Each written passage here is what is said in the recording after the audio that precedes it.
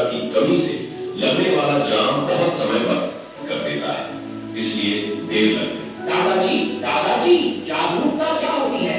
मतलब हमेशा सही के साथ चलना और सही करने की समझ होना ही जागरूकता है। दादाजी, सड़क सुरक्षा जागरूकता क्या होती है? यातायात नियमों का पालन करना, सड़क पर इस प्रकार से चलना या वाहन को इस प्रकार से चलाना कि न खुद को और न किसी दूसरे को नुकसान पहुंचे। इसके साथ दूसरों को भी ऐसा करने से रोकना, ना माने तो उसका विरोध करना, पुलिस से शिकायत करना, बस यही है सड़क सुरक्षा जागरूकता। सड़क सुरक्षा जागरूकता और नियमों का इतना महत्व होने पर भी सभी लोग यातायात के नियमों का पालन क्यों नहीं करते?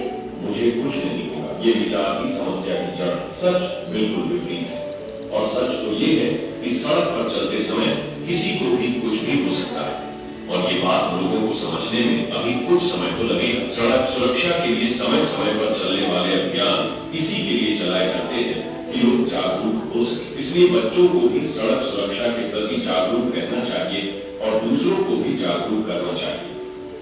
दादाजी, हम वादा करते हैं कि सड़क सुरक्षा के लिए सभी लोगों को जागरूक करेंगे।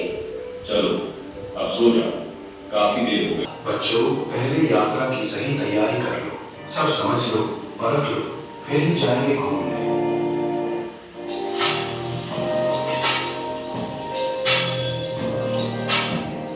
गाड़ी का इंजन, ऑयल, ब्रेक और बैटरी ठीक है।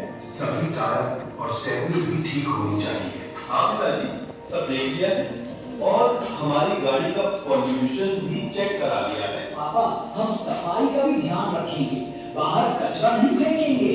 सही बोला कृष्णा। उसमें ही रखेंगे।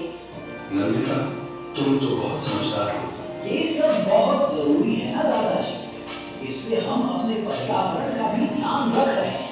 हाँ बेटा, सड़क सुरक्षा और पर्यावरण रक्षा दोनों ही बहुत जरूरी है। अब हमारा सफर सुरक्षित भी होगा और समझदार भी।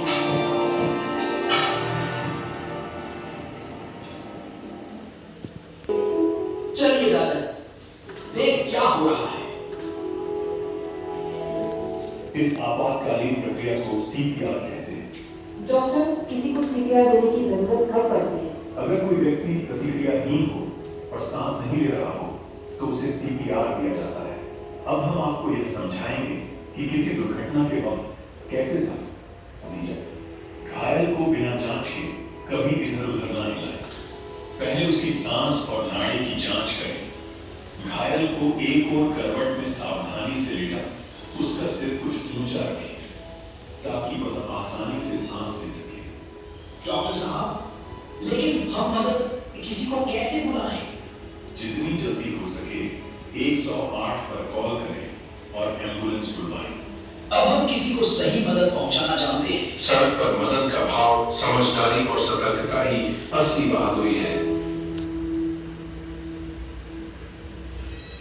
हम फाइनली हिल स्टेशन जा रहे हैं। वाह, कितना मजा आएगा। बच्चों, पहले यात्रा की सही तैयारी कर लो, सब समझ लो, परख लो, फिर ही जाएंगे घूमने।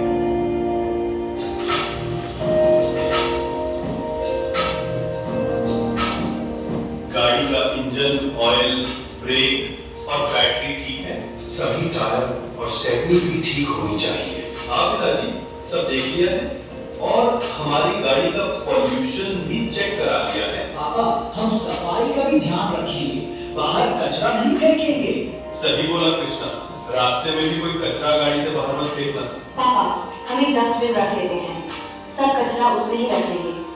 नंदिता, तुम तो बहुत समझदार हो। ये सब बहुत जरूरी है ना दादाजी, इससे हम अपने पर्यावरण का भी ध्यान रख रहे हैं। हाँ बेटा, सड़क सुरक्षा और पर्यावरण रक्षा दोनों ही बहुत जरूरी है। अब हमारा सफर सुरक्षित भी होगा और समझदार भी।